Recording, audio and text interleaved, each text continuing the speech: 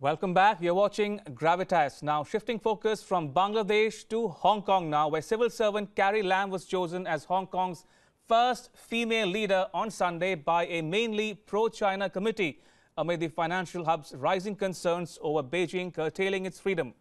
Now, Lam, who will take office as the region's next leader on July 1, won 777 votes, while her closest rival and former financial secretary John Tsang secured 365 votes. The results were contrary to the poll figures, which showed Tsang as the more popular candidate between the two. The chief executive's voting is the first such leadership vote since the mass umbrella movement, which took Hong Kong by storm, as thousands of protesters rallied for months asking for fully free elections in the year 2014. Now, Lam's appointment has come at a time when Beijing is being accused of meddling in the region's politics and denying it a more populist leader who could do a better job in diffusing political tensions than the current Hong Kong chief executive. All right, to talk more on this, we have a distinguished expert from the Indian Institute of Peace and Conflict Studies, Mr. Jaidev Ranade, an old-time China watcher. And we're also joined on the phone line by Suthirtho Paternobis, a correspondent for the Hindustan Times from Beijing. Mr. Ranade, if I can come to you first. Now, what do you make of this election in the first place? Can you put things into context and perspective for viewers back home who might not be familiar with the developments in Hong Kong today?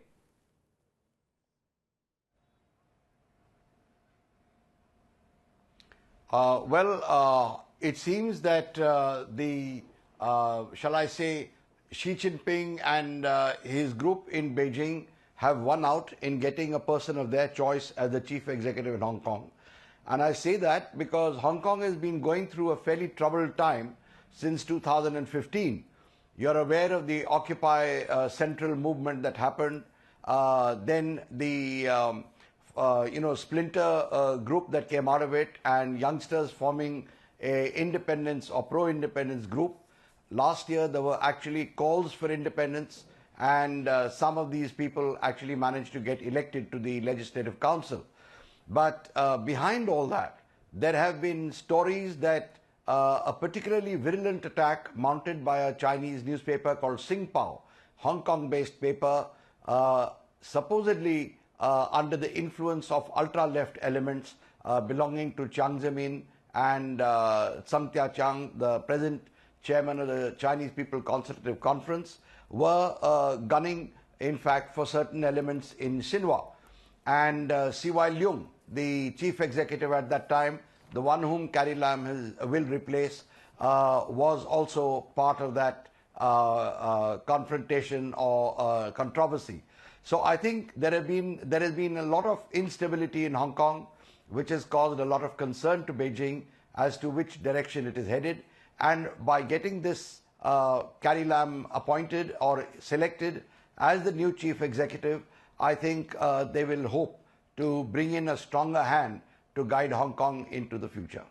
Mr. Ranade, if I can bring in the India perspective or the India angle to the story for those of the viewers who might not be familiar with the developments in Hong Kong, who might not be familiar with the election procedures there and Hong Kong-China relations, to be specific. What's in it for India and the world? When we talk about a pro-China leader emerging in Hong Kong, what are the implications for India and the world at large, in your estimation, Mr. Ranade?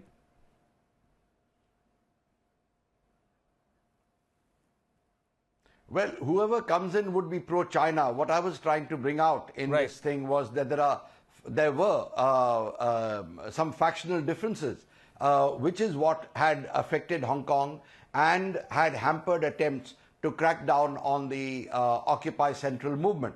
But now there seems to be a clear decision to have a person who is fairly tough, who is closely aligned with Beijing at the helm of affairs.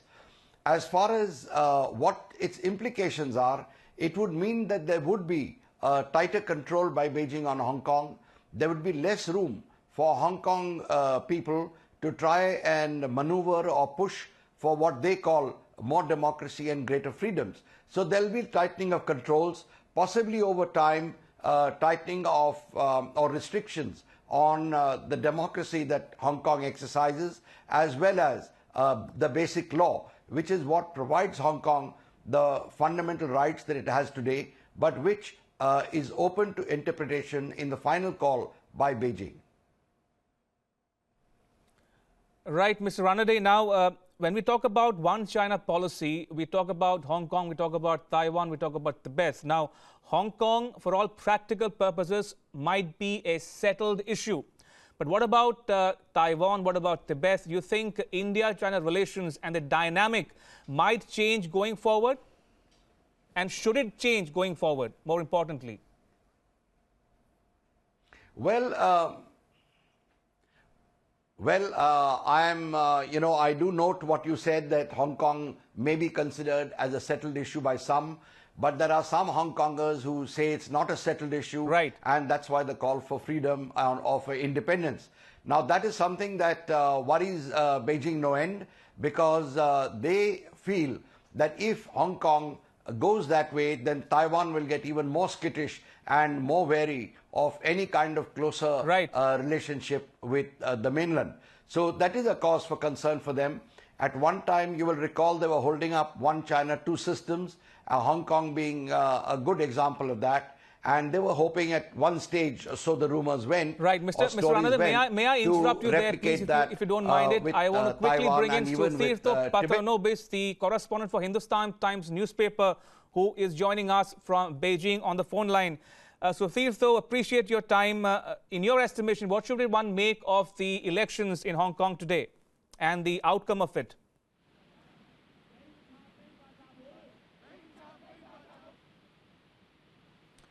Or I'm told that Rainer Tangen joins us from Beijing. My apologies, it was not Sutirtho Patranobis, but Rainer Tangen. Good evening. What do you make of the Hong Kong election results and its implications for the region and the world at large? Well, I don't think that there's any major implications per se. This was kind of telegraphed by Beijing. It was very clear that they wanted to have their person in. They were impressed by Carrie Lam because of the way that she handled the negotiations with the student movement and the legislative reform process. So it was not unexpected. I think it was pretty much telegraphed, and people just going forward. I mean, remember, Hong Kong is not a separate country. It was taken away from China as a result of the British wanting to be the drug dealer of choice, opium, to the Chinese people over 100 and some odd years ago. So at this point, it's just a question of how Hong Kong will integrate into China. Another 30 years, it will be a complete part. And the question is, how is that going to happen? Is it going to continue to have these very difficult economic protests, which are actually hurting Hong Kong, or are they going to go forward with some sort of realistic integration plan? Indeed, and also very quickly, before you joined in, I was asking Mr. Ranade here in New Delhi about the implications of the Hong Kong elections on the so-called one China policy, which countries around the world profess to practice. Now, some commentators would say that Hong Kong is a settled issue for all practical purposes. Do you buy that argument? And if so, how would you contrast that with the positions of countries around the world on issues such as Taiwan and or Tibet?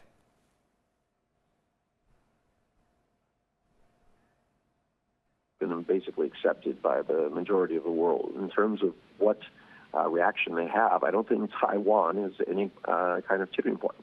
I mean, I'm sorry, Hong Kong. Taiwan seems to be the main issue for almost everybody. This is the issue that Donald Trump made arise when he accepted the phone call of Chun-ying. So the real question is, how does Taiwan come in? Tibet, Xinjiang, these are not issues that are really on the table in any kind of real form. But Taiwan, having still an independent government, is definitely an issue. It's not something that they're winning economically, very difficult. Taiwan has fully 10% of its existing workforce is employed on the mainland itself. And we're not talking about people who are, making fast food or things like this. These are company execs, managers of production facilities, a very, very important asset to Taiwan, a tremendous amount of economic integration. It's going to be almost impossible for them to just say, well, we don't want to be part of China. Indeed. Please stay on while I go back across to Mr. Ranade. Mr. Ranade, before we sort of brought Mr. Angan into the discussion, I was asking about the One China policy. Now, if you can extend the debate a little bit. Now, we've heard Trump and his administration talk in like a forked tongue, as it were, on the issue of China, on the issue of One China policy, on Taiwan, on South China Sea. Now, is there any congruence at all between Indian and American positions on China, on the South China Sea on issue or issue of Tibet, or generally about Taiwan? I mean, you think there's any scope for maneuver on the part of India, given the Trump administration in the White House?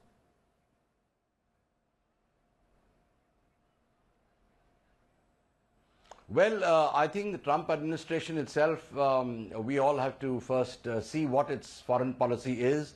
We are seeing a lot of uncertainty in the statements being made.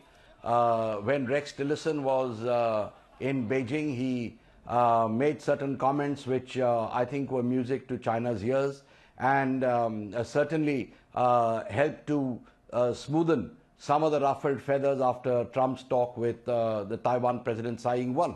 But I think things will become clearer after the Chinese President Xi Jinping visits visits US and meets Trump at Mar-a-Lago in Florida, when things will become clearer. But having said that, let me just say that, even little discord in Hong Kong, even a few calls by a few people for independence is something that gets Beijing quite nervous. So I don't think we should underestimate that, particularly when it is trying to integrate Hong Kong more and more into the mainland. Right. Mr. Ranade, may I request you to stay on, please, while I quickly go across to Mr. Tangan for his closing comments. Now, Mr. Tangan, Mr. Ranade spoke about President Xi Jinping's forthcoming visit to Washington to meet with Trump. Now, what are your expectations from that visit? I mean, how do you see the U.S.-China relations shape going forward? Well, I think the Chinese are hopeful for some kind of breakthrough, but keep in mind, you have two completely different worldviews.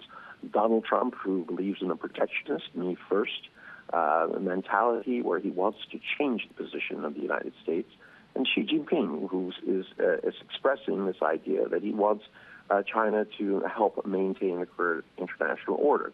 The difficulty for China, of course, is that their current internal economic and political system is quite different from the majority of the world.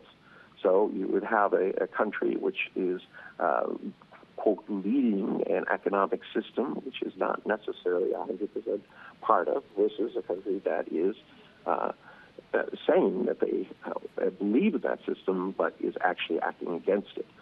In terms of personal style, you have very, very different. You have Xi Jinping, who's very reserved, very methodical. You have Donald Trump, who tends to be very mercurial, very difficult to read, and who, quite frankly, will be reeling from his latest catastrophe. Right. On that note, Mr. Tangan, I want to thank you for joining us tonight on Gravitas. And if I can quickly go one last time across to Mr. Ranade. Mr. Ranade, when you talk of pro-China leaders in places such as Hong Kong or Taiwan, for that matter, or even Tibet, one can't help but ask you about the Dalai Lama. Now, we've heard conflicting statements coming from the Chinese media as well as the government on the issue of the Dalai Lama's forthcoming visit to Arunachal, especially Tawang. Now, we also heard the Chinese leadership, especially some former diplomats, talk about a possible land swap to resolve the boundary issue. Now, how do you view these statements coming out of China? I mean, should India take them at all seriously? Would you advocate a more muscular or robust approach on the part of India to take China head-on on some of these issues?